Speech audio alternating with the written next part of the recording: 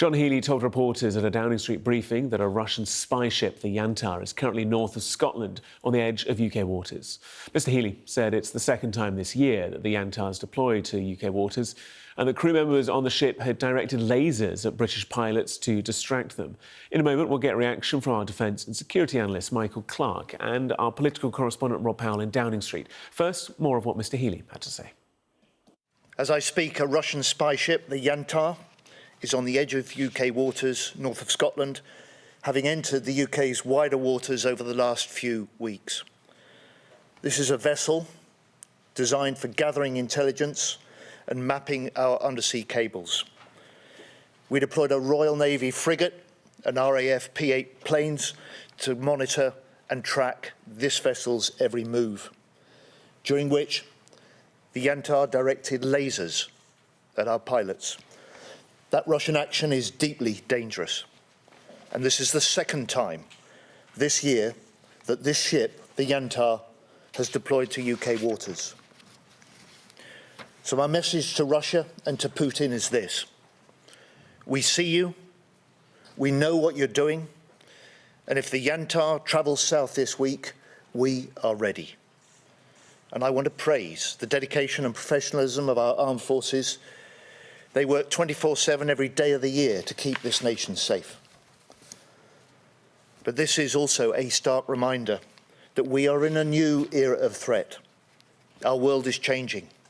It is less predictable, it is more dangerous.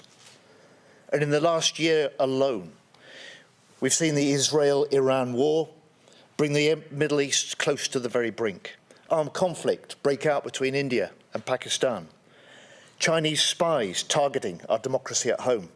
Putin escalates still further his war in Ukraine. And in just this last year, we've also seen Europe's skies plagued by drone disruptions. We've seen Russian incursions into NATO airspace double, and we've seen 90,000 cyber attacks on the UK defence system alone. This is a new era of threat. It demands a new era for defence, an era of hard power, strong allies, and of sure diplomacy. Let's bring in our defence and security analyst, Professor Michael Clarke. Michael, lots of focus all of a sudden on the Yantar. What do we know about it?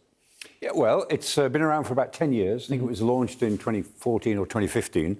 It's been in lots of places. Again, it hovers over cables. It was in Brazil a few years ago. What was it doing? Hovering over cables. The only time I think that it's performed something that wasn't obviously spying is it went to help the Argentinian Navy when they lost a submarine. And I think it was an act of assistance.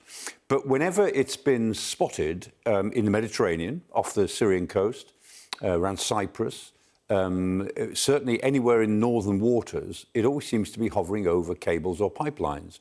And I was just checking now, I was talking before about the fact it can launch submersibles, and I just checked out the depth that they are recorded as being able to go to, and it looks as if the submersibles that it can launch will go to about 6,000 metres, 20,000 feet. That's pretty deep, and that means that anywhere on the continental shelf, not in the deep Atlantic, the mid-Atlantic, where the nuclear submarines lurk, as it were, but anywhere around the continental shelf, around our North European waters, means that the submersibles can get down there.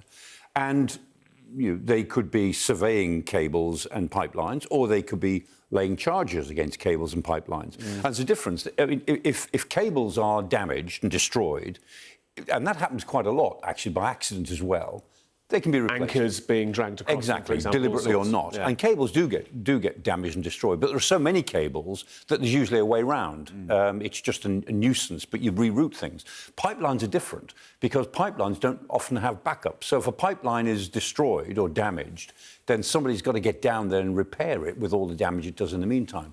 So cables may not be so difficult, but then you can be tapping into cables so that the ability to literally tap the cables and absorb all the traffic, that's a significant intelligence boost in itself. Damage to pipelines is more serious. But the Yantar, it goes with the Russian Northern Fleet. They've got another ship with their Pacific Fleet, and they're reportedly building another one, a third one. They don't have many of these ships. They're very, very specialised. And although it doesn't look anything, no great shakes, it is full of very sophisticated equipment. So the Russians only deploy one in the northern waters, one in the Pacific waters, a third one apparently building. Don't know what they'll do with that.